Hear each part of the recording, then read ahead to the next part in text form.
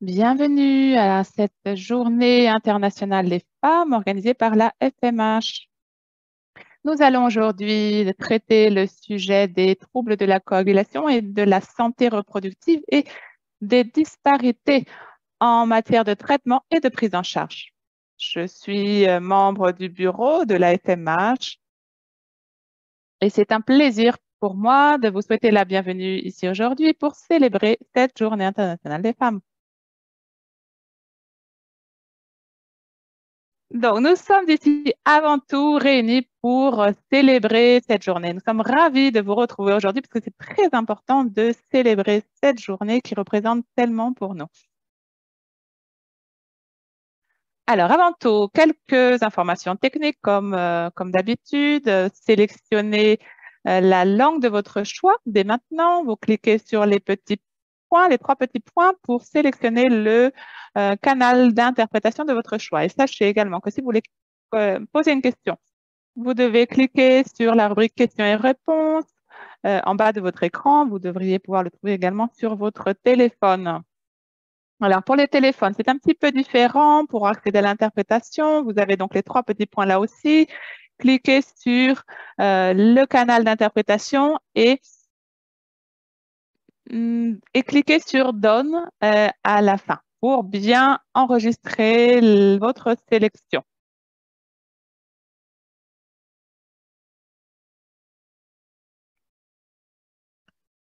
Donc, sur les téléphones portables, vous avez ce petit bouton ici, question-réponse, et vous devez cliquer sur cette icône pour poser votre question. Bien, voilà notre programme d'aujourd'hui. Je suis vraiment ravie d'être ici avec vous aujourd'hui. Donc, nous avons d'abord quelques remarques de bienvenue par moi-même et puis nous allons aborder la question des problèmes de fertilité chez les femmes et les filles atteintes de troubles de la coagulation du point de vue des obstétriciens gynécologues. Donc, Maureen Baldwin va nous parler de sa propre expérience en matière de troubles de la coagulation. Et puis, nous aurons ensuite Marion Brauer d'Autriche va nous parler de sa propre expérience en matière de troubles de la coagulation. Et puis, nous aurons une formidable présentation de Claudia Kayat du Liban qui nous parlera de la gestion par une équipe multidisciplinaire des troubles de la coagulation.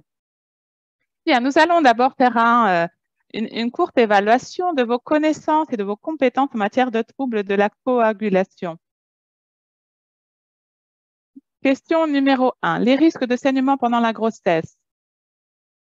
Alors, sélectionnez votre niveau de connaissance en la matière. Médiocre, insuffisant, passable, bien, très bien ou excellent. Si vous estimez que vous êtes un expert en matière de risque de saignement pendant la grossesse. Question numéro 2. Quel est votre niveau de connaissance et de compétence? Est-ce que en matière de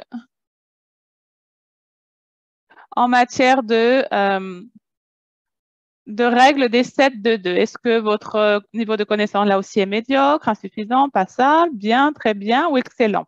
Concernant les causes principales de décès maternel, la même chose, vous évaluez votre niveau de connaissance. Et puis, évaluation des saignements menstruels en fonction du score PBAC. Est-ce que vous connaissez ce score PBAC? Quel est votre niveau de connaissance? Vous choisissez l'option qui correspond. Et enfin, dernière question, prise en charge par une équipe multidisciplinaire. Savez-vous quels professionnels doivent composer une équipe multidisciplinaire? Quel est votre niveau de connaissance? Est-ce qu'il est médiocre, insuffisant, passable, bien, très bien ou excellent?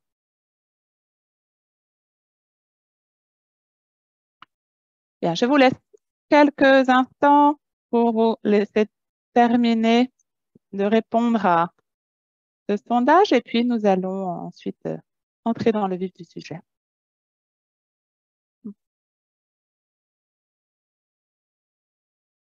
Alors, je voudrais remercier l'association d'hémophilie de Géorgie, notre sponsor, Et nous avons ici une photo de nos orateurs. Nous allons les présenter un par un le moment venu.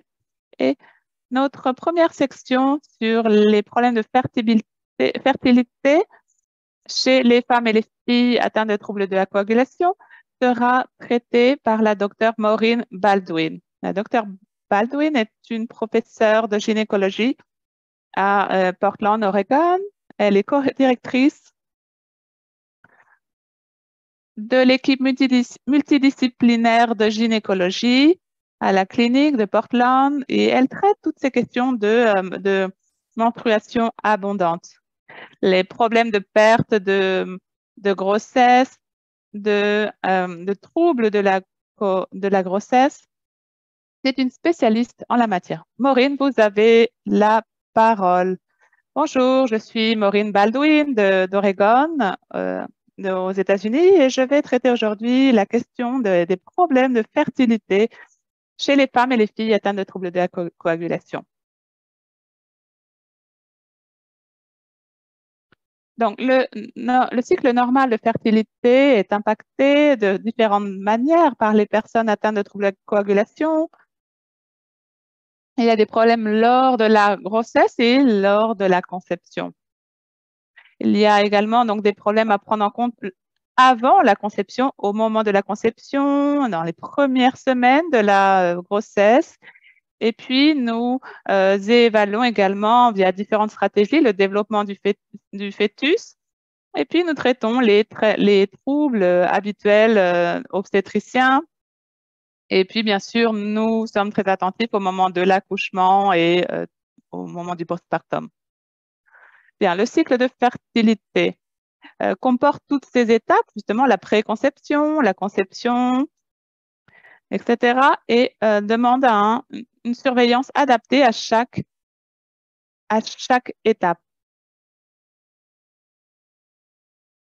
Et puis, le postpartum, donc à la fin du cycle, a également une conséquence sur la prochaine préconception. Donc, c'est vraiment un cycle qui perdure.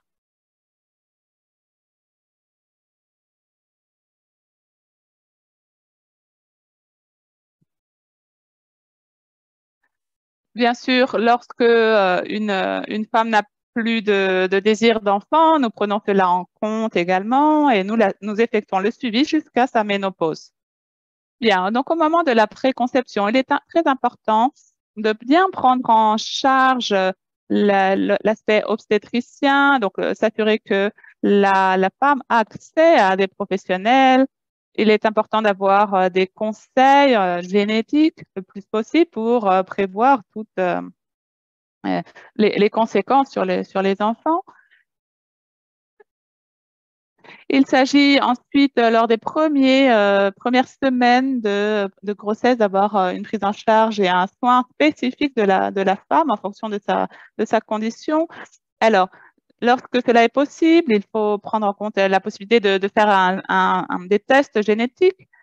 Et puis, on commence à penser à l'accouchement, on prépare le lieu de l'accouchement pour réduire également le temps, la durée de l'accouchement pour réduire toute probabilité d'inconvénients.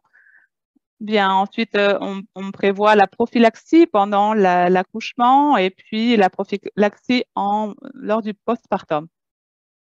Tout cela permet de toujours garder à l'esprit le risque de saignement qui est en général similaire à une femme qui ne souffre pas de troubles de la coagulation, mais les conséquences peuvent être beaucoup plus dramatiques chez une femme qui souffre de troubles de la coagulation. Bien, donc pendant le premier trimestre, il y a un risque plus élevé d'hémorragie subchorionique, un risque de fausse couche plus important, ce qui implique un besoin souvent de prophylaxie. Au deuxième trimestre, on effectue souvent une amniosynthèse. Il y a également là un risque de perte de grossesse, de fausse couche. Et il est parfois nécessaire d'effectuer un cerclage. Ce sont des procédures qui peuvent provoquer des saignements excessifs, d'où là aussi les précautions à prendre en compte. Et puis au troisième trimestre, on prépare l'accouchement par césarienne ou par voie basse. Lors du postpartum, on est attentif à la lacération vaginale qui peut être bien sûr plus lourde de conséquences pour une personne qui souffre de troubles de la coagulation. On fait attention aussi au LOCI et au placenta, au risque de rétention du placenta. Bien, les éléments les plus importants, c'est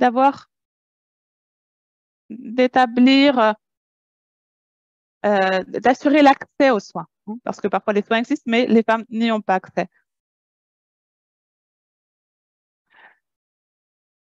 Il est très utile de préparer la grossesse, d'avoir une visite qui va permettre de bien passer en revue tous les enjeux, les défis qui concernent une grossesse chez une femme atteinte de troubles de la coagulation. Donc, on fait également des conseils en matière génétique.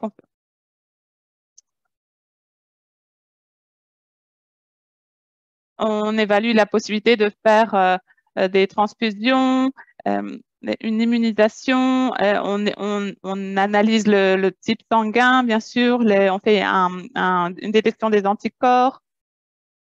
Et puis, on évoque la façon de tomber enceinte parce que parfois, pour les femmes, tomber enceinte requiert de laisser de côté pour quelque temps le traitement contre les troubles de la coagulation, ce qui implique une augmentation des menstruations, donc toutes sortes de difficultés que l'on évoque également lors de cette visite de préconception. On commence enfin les vitamines prénatales 3 mois avant la conception. On évalue les niveaux de facteurs avant la grossesse. Pendant cette même réunion de préconception, on discute de l'héritage en matière de troubles de la coagulation et puis on évoque l'utilisation des facteurs pendant la grossesse qui ne comporteront pas de risque pour la grossesse. La conception, eh bien,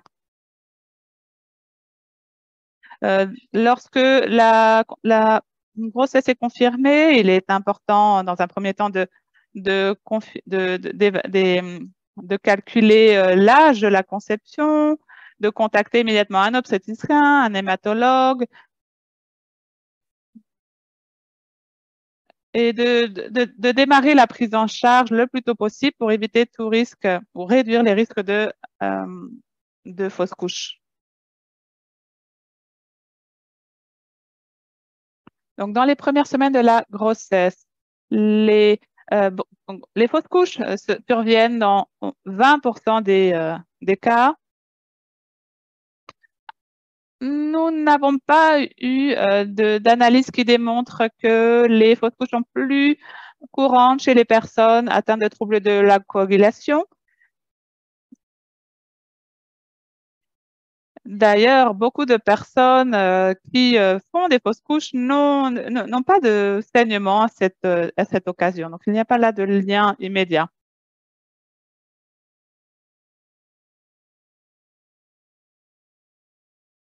Toutefois, une fausse couche peut être prise de façon beaucoup plus dramatique chez une personne atteinte de troubles de la coagulation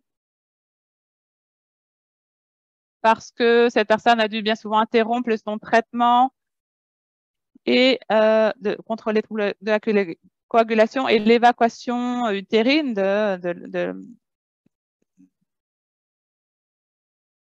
pour terminer l'interruption de la grossesse et moins sécurisée chez une personne atteinte de troubles de la coagulation.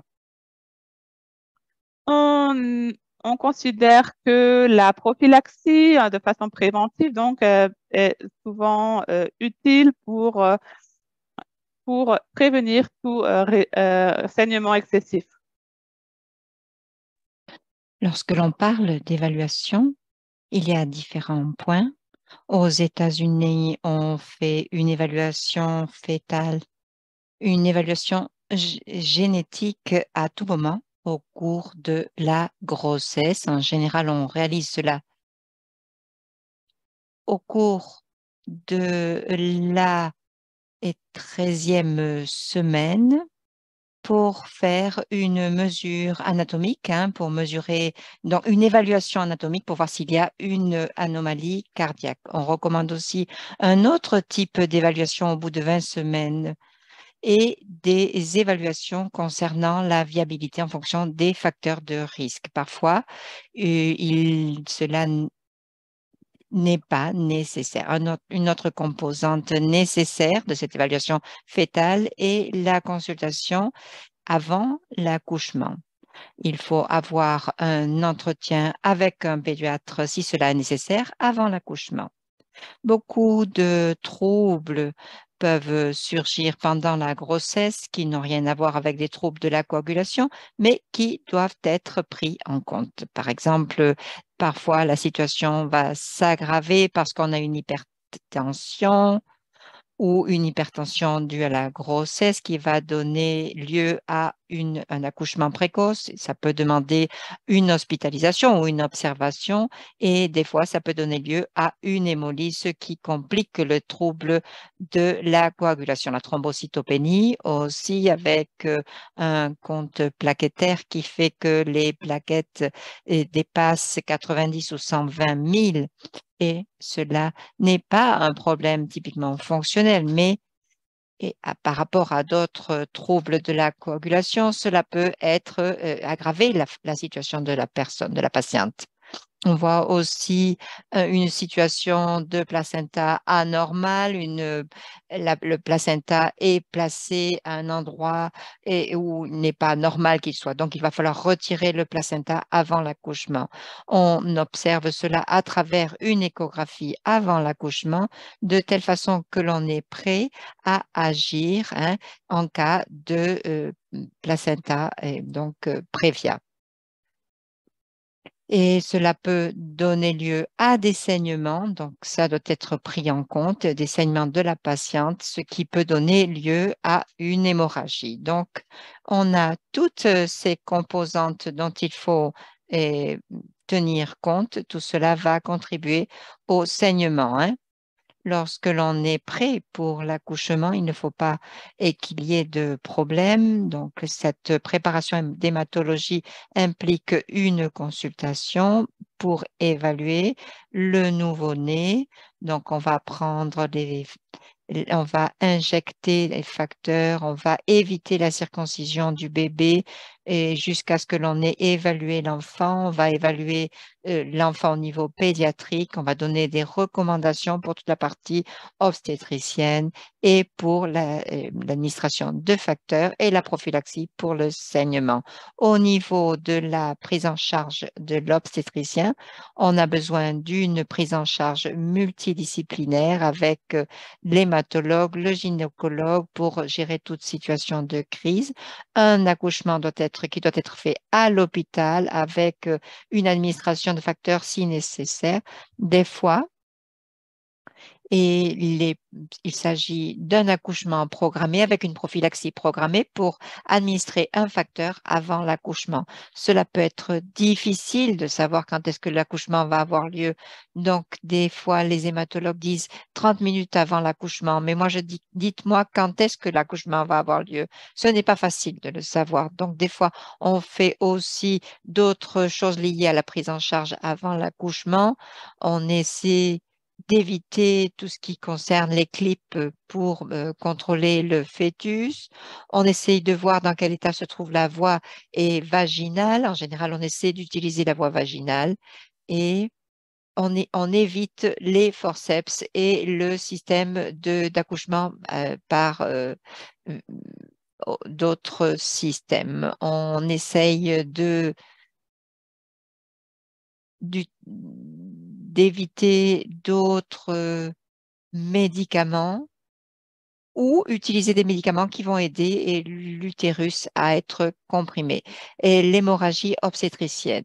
Euh, donc, une des raisons de cette hémorragie est le problème de coagulation. Les hémorragies obstétriciennes impliquent que l'utérus ne se comprime pas en tant que muscle, hein, et cela fait que les vaisseaux vont euh, saigner à cause d'une infection. Cela peut avoir lieu après un travail d'accouchement trop prolongé lorsque le muscle est altéré. Quand on a des jumeaux aussi, à une autre région du saignement, ça peut être la lacération, le saignement chirurgique pendant la césarienne, un placenta prévia ou un placenta qui est adhéré de manière morbide à la paroi de l'utérus. Et cela implique, donc, on va faire des examens pour déterminer les causes de ces problèmes, s'assurer que l'utérus est vide, voir quel est l'état du patient, ensuite masser l'utérus pour voir si on peut le comprimer vers le bas, hein, pour s'assurer que tout contenu est sorti et que toute membrane ou partie du placenta a été expulsée parce que cela pourrait empêcher l'utérus de cicatriser. On va aussi donner des médicaments pour comprimer l'utérus, des injections intraveineuses. Et dans l'utérus, on peut placer certains dispositifs pour aider à ce que l'utérus soit bien se présente normalement, transfusion de sang si cela est nécessaire et gestion des liquides.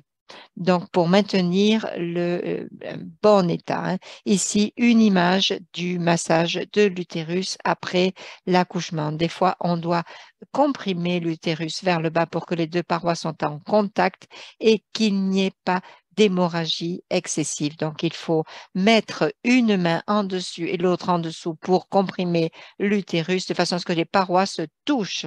C'est une des manières les plus efficaces quand on a peu de ressources pour interrompre le saignement de l'utérus. Notre dispositif est un ballon utérin.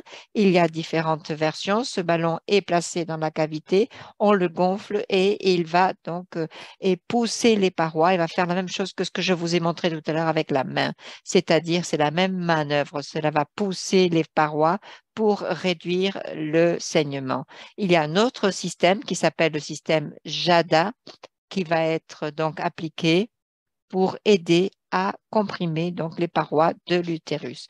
Au niveau du postpartum, hein, après une fois que le bébé est né, que l'accouchement est terminé, que le placenta est sorti, s'il y a d'autres saignements, on pense, on s'attend à ce que ces caillots soient petits, hein, quelques petits cailloux de sang, c'est normal, de tout type de couleur.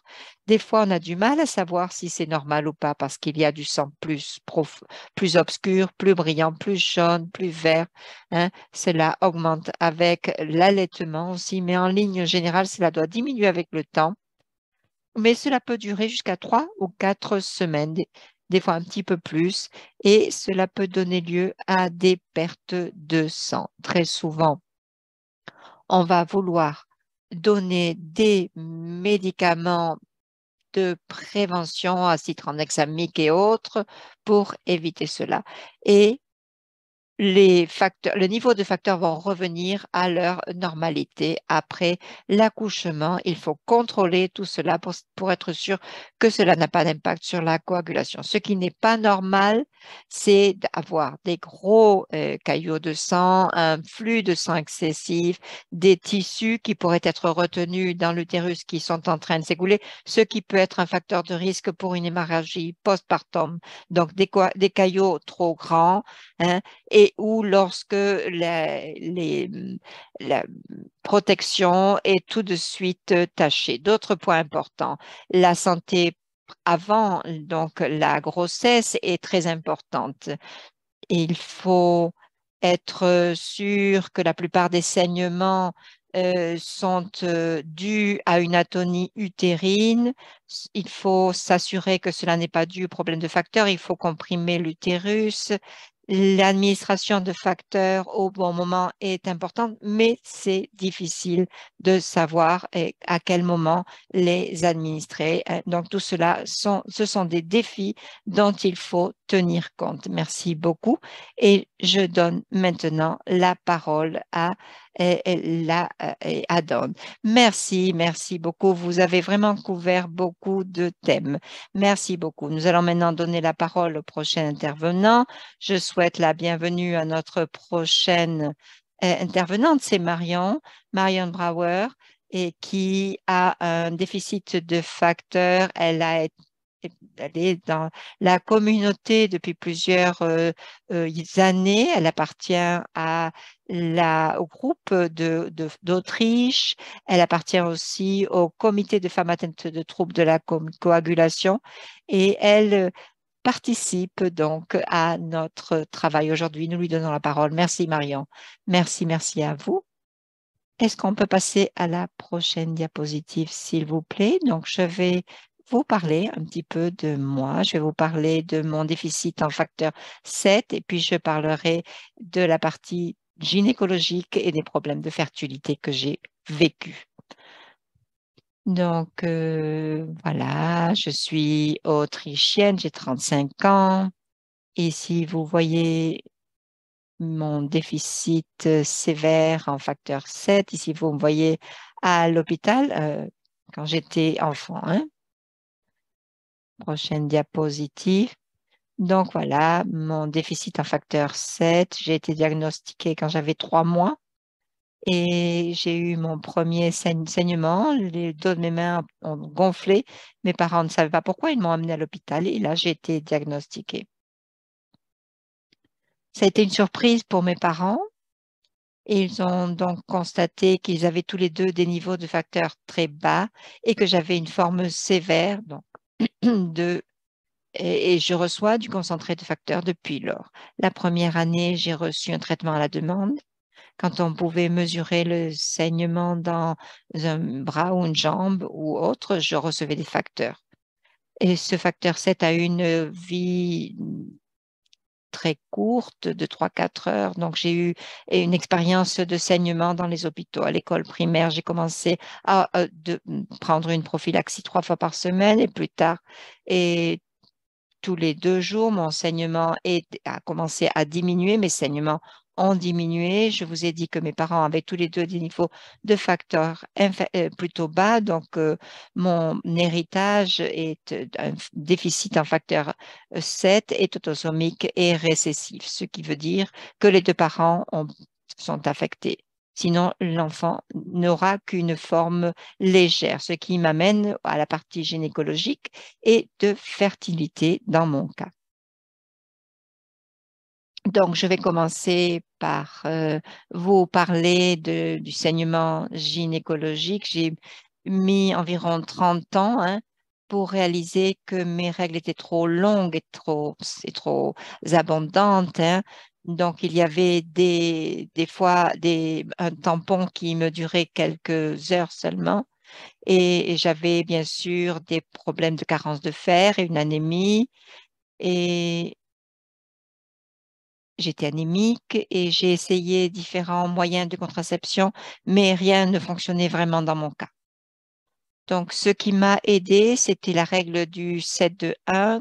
Hein, c'est la règle qu'on peut, donc, si la règle dure plus de 7 jours, ce qui était le cas, ou si vous devez changer votre serviette toutes les 2 heures ou plus souvent, ce qui était mon cas, ou si vous avez des caillots de sang plus grands qu'une pièce de 1 euro, une pièce de 2 centimètres de diamètre en général. Donc voilà, c'est 7-2-2 ou 7-2-1. À ce moment-là, vos règles sont trop abondantes. Moi, le fait de le savoir, ça m'a beaucoup aidé. Depuis, j'ai commencé à m'injecter tous les jours et à utiliser de l'acide tranexamique et ma qualité de vie a commencé à s'améliorer en plus des règles abondantes. J'ai régulièrement des kystes aux ovaires en général, ils apparaissent et disparaissent, mais des fois, un kyste se remplit de sang, ça fait mal, ça éclate, ce qui est très douloureux. Heureusement, ça n'arrive pas souvent. Je ne vais pas rentrer dans le détail et j'ai aussi d'autres saignements, mais je ne vous parlerai pas de tout cela. Prochaine diapositive. Donc, maintenant, vous me connaissez bien. Ce que vous ne savez pas encore, c'est si je peux avoir un enfant ou pas. Je peux, hein. Je savais dès le début que je voulais avoir des enfants un jour, mais avec mon histoire de saignement et la demi-vie de mon facteur, hein, et la courte demi-vie de facteur, la décision réelle était compliquée. Donc, quand j'ai eu 30 ans, mon hématologue m'a encouragé à prendre une décision avant 34 ans. Il pensait que c'était mieux, mais je venais juste de rencontrer mon nouveau petit ami quelques semaines avant, donc j'étais un peu stressée. Et puis j'ai décidé d'être très honnête avec lui et je lui ai expliqué quelle était ma situation et je lui ai dit que je voulais connaître son avis. Donc, on a décidé d'attendre un petit peu et de voir ce qu'on pouvait faire ensemble. On a eu plusieurs conversations ensemble avec d'autres personnes concernant leur expérience, les risques et les rêves. Et les rêves, hein, ça a été une décision difficile.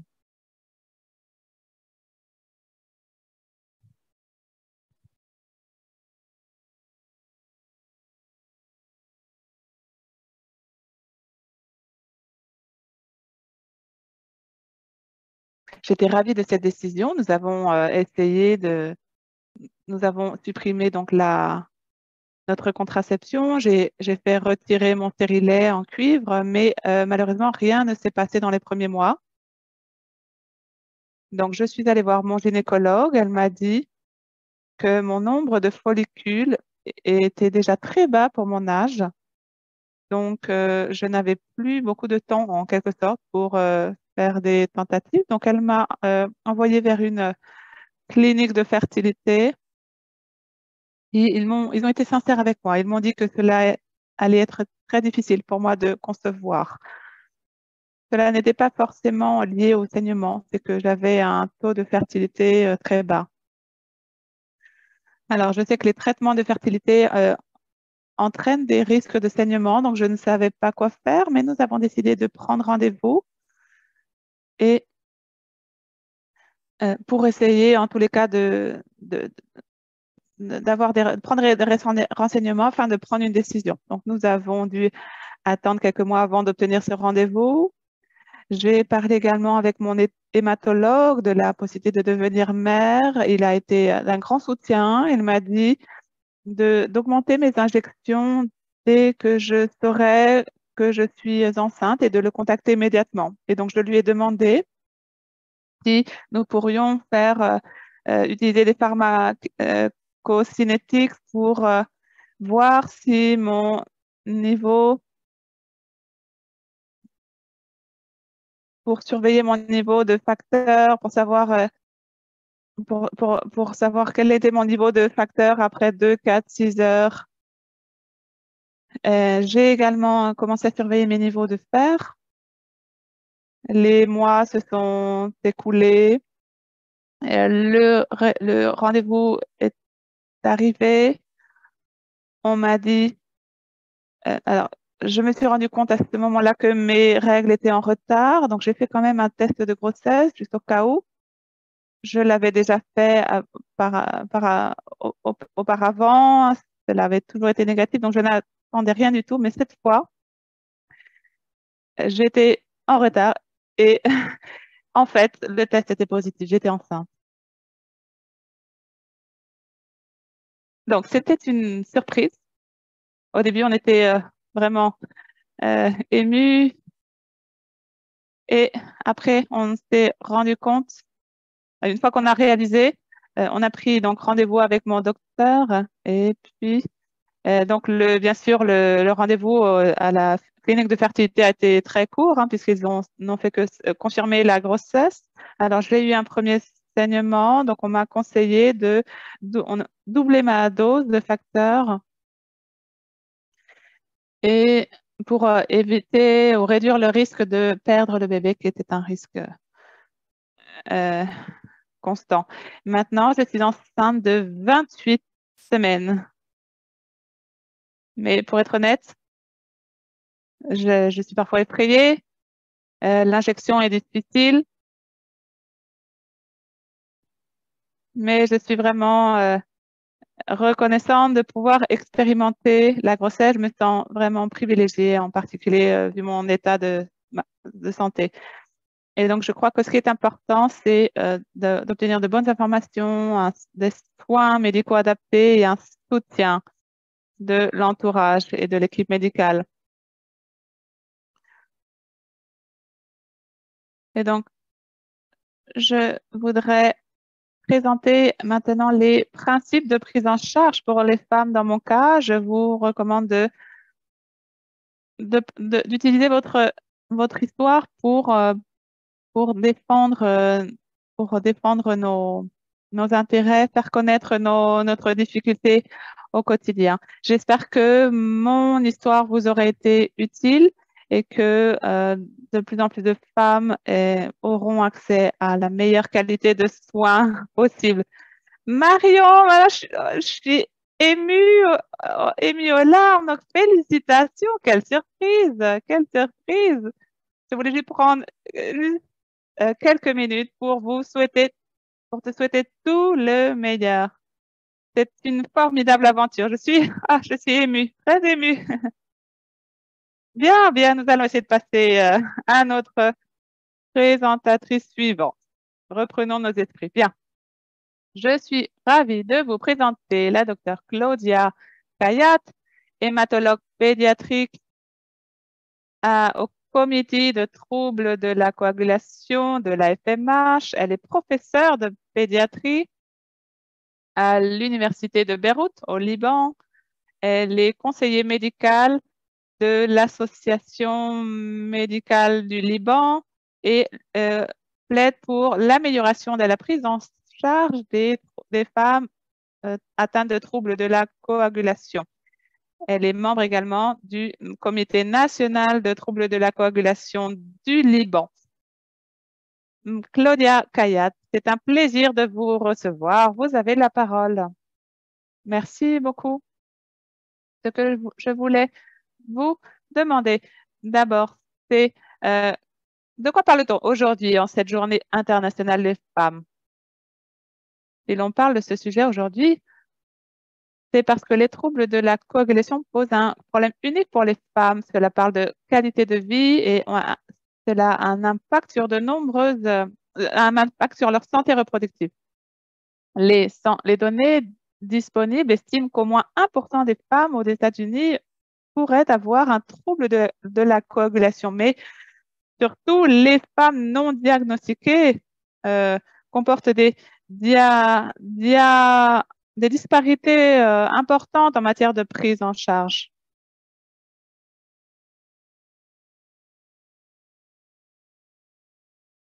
Alors, on voit que dans certaines zones du monde, le taux de mortalité est faible, mais on voit que dans d'autres, cela n'est pas le cas.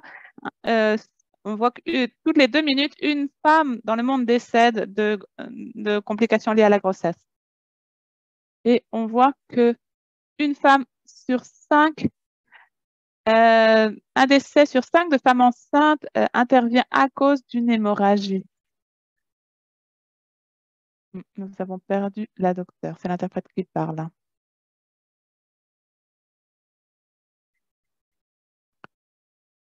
Est-ce que les autres présentateurs, vous avez également perdu la connexion?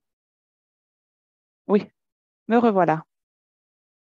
J'ai eu un problème avec ma connexion. Oui, nous vous entendons, docteur. Vous pouvez poursuivre.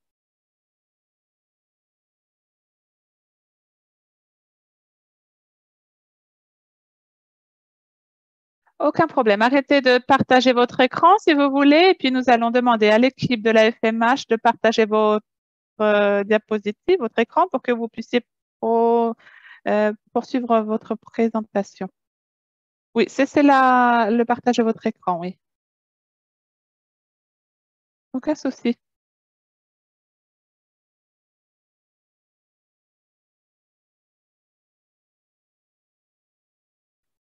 En fait, nous avons des coupures d'électricité dans le pays. C'est la raison pour laquelle j'ai des soucis de connexion. Oui, mon écran est gelé. Alors, l'équipe technique de l'FMH, est-ce que vous pouvez présenter, partager la présentation de Madame Dayat? Très bien, parfait. Alors, diapositive suivante. Suivante. Encore. Voilà, bien. Alors, en concernant les femmes non diagnostiquées, je voudrais partager avec vous un cas. Tout d'abord, celui d'une femme de 20 ans qui a été envoyée vers un hématologue. Et lorsqu'elle est arrivée à cette consultation, elle disait ne pas comprendre pourquoi on lui avait conseillé de voir un hématologue parce qu'elle considérait qu'elle n'avait pas de problème de saignement. Et puis, finalement, on s'est aperçu qu'elle avait des hématomes très facilement. Elle avait des menstruations douloureuses et prolongées. Elle avait des douleurs pelviques également. Et puis, une histoire familiale jalonnée de menstruations abondantes. Nous avons perdu à nouveau la docteure Kayat. Je crois que la docteure a des problèmes de connexion. Ah, la revoilà.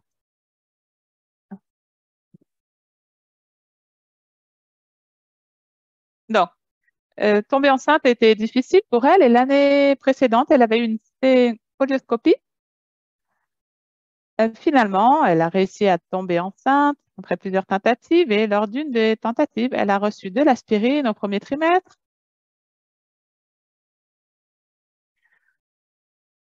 Euh, et le travail effectué par les gynécologues pour suivre son niveau de coagulation montrait des niveaux de TP et APTT normaux.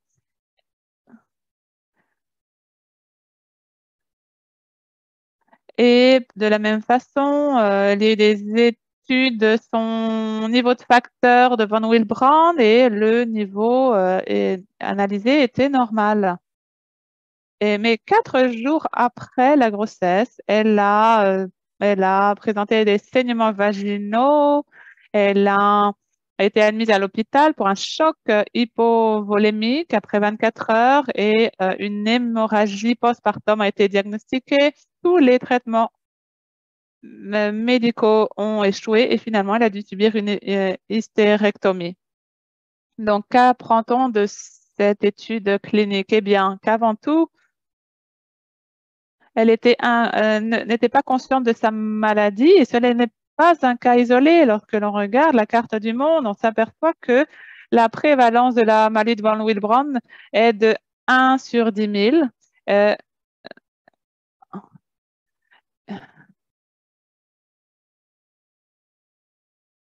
La prévalence est de 0,6 ou entre 0,6 et 1,3%, mais les personnes qui requièrent un traitement spécifique sont de 1 sur 10 000. Or, bien sûr, de nombreuses personnes ne sont pas diagnostiquées, ne bénéficient pas de ces traitements. Et donc, pourquoi cela? Eh bien, il y a beaucoup d'obstacles, peut-être d'abord à cause du manque de registre national, le manque d'outils de diagnostic, à cause de la complexité, de l'étendue des tests requis pour un diagnostic adéquat, parfois tout simplement à cause d'un manque de traitement adéquat et de sensibilisation du problème auprès des femmes elles-mêmes. Impossible de savoir ce qui est normal, en fait. Les problèmes à long terme de ménorragie sont souvent considérés comme normaux au sein d'une famille qui souffre de troubles de la coagulation. Et puis, les, euh, les professionnels de santé ne prennent pas en compte bien souvent les troubles de la coagulation. Ils s'intéressent plus cela n'est pas cela n'est pas les problèmes auxquels ils cherchent à détecter en premier. Donc, il est urgent d'avoir une véritable sensibilisation du public, des patients et du personnel médical sur ces questions.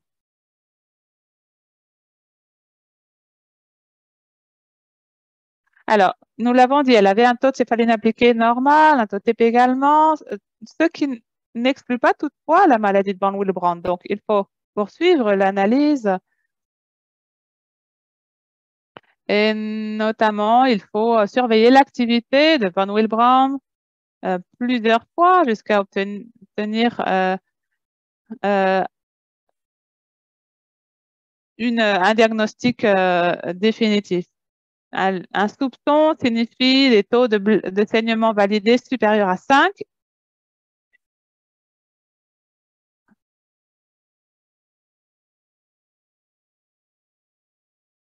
Et puis, concernant les modifications hémostatiques pendant la grossesse, la grossesse normale s'accompagne d'une augmentation du fibrinogène, du facteur 8, 7, 9 et du facteur Von Willebrand. Ces modifications conduisent à une normalisation du défaut hémostatique dans certains troubles de la coagulation.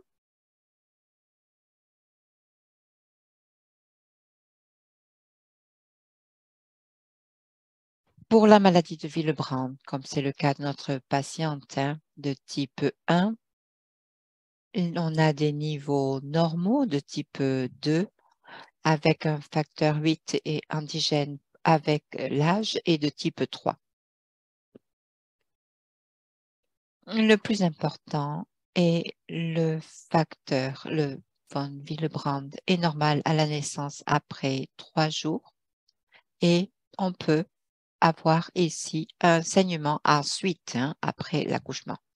En ce qui concerne l'hémorragie post-partum, il faut souligner que c'est la cause la plus fréquente de mort des mères et la cause la plus courante est le problème de coagulation, le traitement dépend de choses que nous avons déjà entendues dans la présentation précédente. Hélas, on ne peut pas faire d'hystérectomie, ce qui est vraiment dommage. Prochaine diapositive, je veux vous montrer ici un deuxième cas. Il s'agit d'une femme jeune de 22 ans qui veut avoir une grossesse. Elle a eu plusieurs tentatives sans succès, plusieurs fausses couches. Donc, anémie par manque de fer, antécédent de thrombose. Quand elle est venue à la consultation, voir l'obstétricienne, en disant qu'elle voulait être tombée enceinte, on lui a donné un traitement avec de l'aspirine en dose basse. Au bout de 8 semaines de grossesse, elle a eu un saignement vaginal important et une fausse couche avec une baisse de l'hémoglobine de 5. Elle a été traitée avec du plasma frais, congelé, et on a fait l'examen de coagulation. Elle a eu une dyspnée et une douleur dans la poitrine une semaine après l'accouchement. Elle a eu une embolie pulmonaire. Elle a été traitée avec de l'héparine et du concentré de fibrinogène. Alors, à partir de ce cas clinique, on a appris qu'il y avait des risques de grossesse dans le cadre de la fibrinogénie et de l'hypofibrinogénie. Donc, on a ici la question des fausses couches chez ce type de femmes qui ont des troubles de la coagulation pendant le premier trimestre et avec une afibrinogénie. Et prochaine diapositive. Lorsqu'on a des femmes avec des troubles de la coagulation avec ce type de problème. On ne sait pas encore quelle est la valeur optimale pendant la grossesse ou après les niveaux de fibrinogène, hein, mais on pense que ces niveaux doivent être maintenus à 0,5 ou 0,6 grammes par litre minimum pendant la grossesse et pendant l'accouchement un peu plus.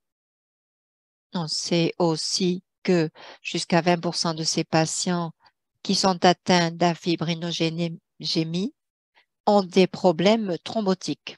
On a une probabilité élevée de thrombose chez ce type de patient et la maladie doit être prise en compte avec un facteur thrombotique, avec des risques de facteurs thrombotiques. Et il faudra donc en tenir compte. Je veux vous dire qu'à partir de cette présentation clinique, cette situation peut être évitée avec un diagnostic correct, avec des soins corrects, avec la prise en charge correcte au bon moment.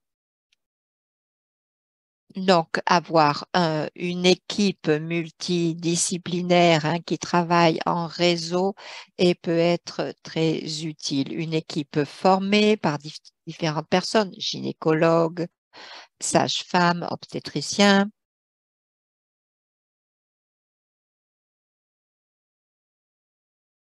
Ah, on a de nouveau perdu Claudia. Ah, la revoilà. Donc, hématologue pour la prise en charge adéquate au bon moment. Les patients doivent être des membres actifs de ce traitement et ils sont le moteur de notre équipe, hein. Donc, et la partie principale de notre équipe. Et dernière diapositive. Donc, cette équipe multidisciplinaire va représenter le succès du traitement et pour ce type de patiente. Donc, il faut travailler ensemble pour un succès du traitement, avoir pour que ces patientes soient mieux intégrées dans la société, qu'elles puissent avoir une vie normale. De nouveau, on n'entend plus Claudia.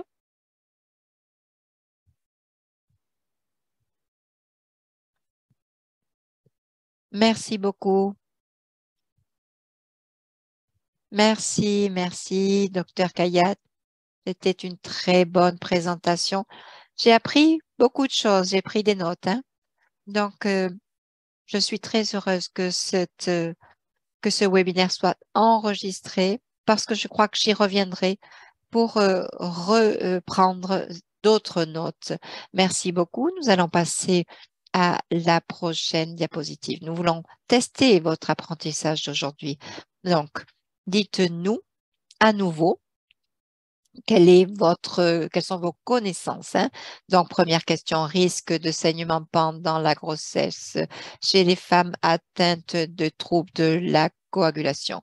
À votre avis, maintenant que vous avez entendu ce webinaire, quel est votre niveau de connaissance? Donc, médiocre, insuffisant, passable, bien, très bien, excellent.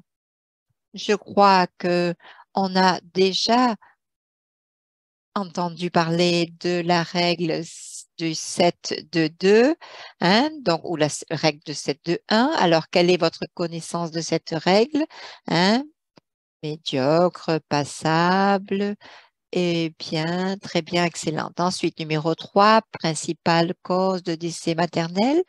Alors, et de nouveau, médiocre, insuffisant, passable. Bien, très bien, excellent. La question numéro 4, évaluation des saignements menstruels en fonction du score P-BAC. Est-ce que vous pouvez nous dire quelles sont vos connaissances maintenant? Médiocre, insuffisant, passable, bien, très bien, excellent.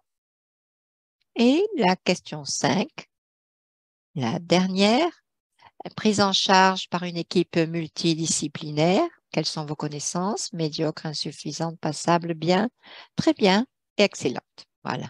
Donc, je vous donne un petit instant pour compléter cette enquête et ensuite, nous passerons aux questions. Je crois qu'il y aura beaucoup de questions. Je ne sais pas si nous pourrons toutes y répondre. Assurez-vous d'avoir soumis vos questions dans la partie des questions et des réponses. Donc, n'hésitez pas à mettre vos questions et vos commentaires dans la partie des questions et des réponses, Q&A. Et sur ce, je crois que nous allons demander à nos panélistes de venir ici et d'allumer votre micro, votre caméra, pardon. Bien, donc le docteur qui a présenté en premier lieu n'a pas pu rester pour la fin de ce webinaire. Voilà les résultats de notre sondage. J'espère que tout le monde les voit. Donc, apparemment, nos intervenants ont fait un très bon travail avec de très bons apprentissages. Donc, merci beaucoup. Donc, la première question, et Claudia, je ne sais pas si vous pouvez y répondre, mais je sais que vous avez eu un petit peu d'expérience dans ce domaine. Est-ce que il y a beaucoup de questions concernant les femmes et les filles et le diagnostic? Alors, nous ne savons jamais. Interruption de l'audio de Claudia, je m'excuse. Ah, nous avons perdu Claudia. Marion, au micro, je peux peut-être finir la phrase? Pardon, Claudia, votre audio s'était interrompu. Si vous voulez continuer. Ce n'est pas recommandable. Ce sont des grossesses à risque, non seulement pour les femmes, mais aussi pour le bébé. Donc, je pense qu'il nous faut avoir une équipe multidisciplinaire pour avoir des bons résultats concernant la grossesse et la prise en charge de cette grossesse. Bien, c'est très bien. Oui, c'est tout à fait ça. Et merci beaucoup. Alors, comment est-ce que un test de facteur ou autre n'est pas le test à utiliser pour les femmes enceintes? Parce que cela permet de prévenir les difficultés. Je dirais que si on a une bonne histoire, un bon tableau clinique de la femme, on peut penser qu'il y a un problème si on analyse son tableau clinique. Par exemple, le cas de cette femme que j'ai présenté, le PTT était normal, mais elle avait des problèmes. Donc, je pense que le PTT tout seul n'est pas suffisant. On ne peut pas compter seulement là-dessus. Le plus important, c'est les taux de saignement. Cela doit être pris en compte. Le taux de saignement qui est fait par la femme ou autre. Mais c'est important de penser à un trouble de la coagulation dans ces cas-là. Et c'est le travail que l'on doit faire et le travail de sensibilisation que l'on doit faire auprès des médecins. Merci. Il y a une autre question. On a une question concernant cette manœuvre que l'on fait au niveau de l'utérus qui a recommandé. Lorsque le docteur Baldwin a montré dans sa présentation le fait de pousser l'utérus, elle nous a montré un graphique avec un point à l'intérieur de l'utérus et une main sur le ventre pour stopper les saignements. La question est, est-ce que cela peut causer des hématomes internes? Claudia, au micro. Non, je ne pense pas. C'est une manière d'arrêter le saignement. On l'utilise pour arrêter le saignement. C'est une compression. Ça ne va pas faire de mal à l'intérieur. C'est une pression, c'est tout. Pour faciliter la coagulation. Bien, très bien, c'est ce que je pensais aussi.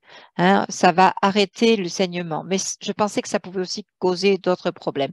Marion, je ne peux pas vous dire combien de commentaires nous sont parvenus pendant votre présentation. C'était très, très émouvant.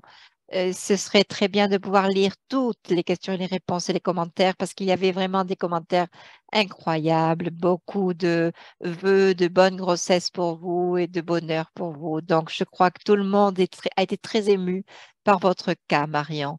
Merci, merci. Bien, une autre question du Mexique.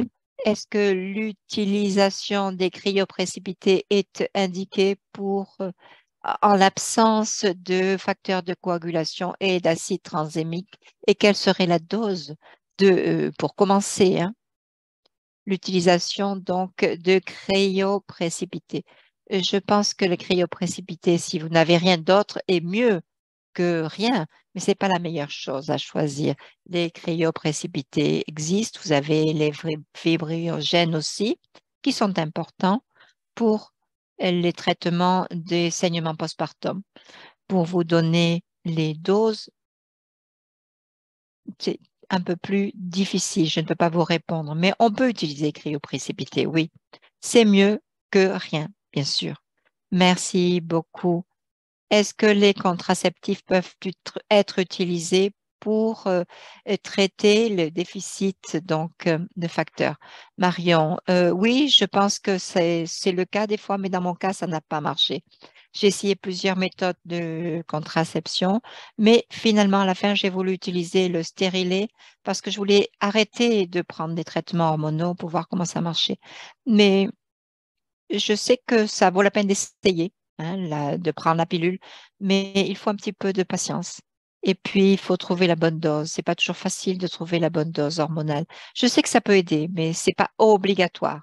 Merci, merci beaucoup. Bien, je sais que c'est l'heure et je voudrais respecter les horaires. Nous avons beaucoup de questions dans notre Q&A. Nous essaierons de répondre à ces questions. Nous allons eh, ajouter ici quelques points.